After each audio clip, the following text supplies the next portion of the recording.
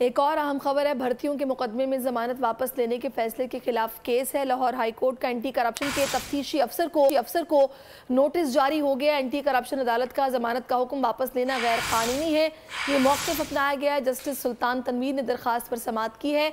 Anti corruption के तफ्तीशी अफसर को नोटिस जारी किया गया। लाहौर हाई कोर्ट की जानिब से एंटी करप्शन अदालत का जमानत का हुक्म वापस लेना गैर कानूनी है, ये मनाया गया है। और एंटी करप्शन अदालत का जमानत का हुक्म वापस लेना गैर कानूनी कहा गया। जस्टिस सुल्तान तनवीर ने इस दरख्वास्त पर समाअत की।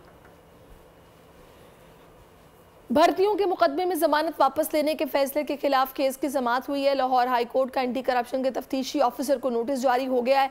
एंटी करप्शन अदालत का जमानत का हुक्म वापस लेना गैर कानूनी है। जस्टिस सुल्तान तनवीर ने इस दरख्वास्त की समाअत की है।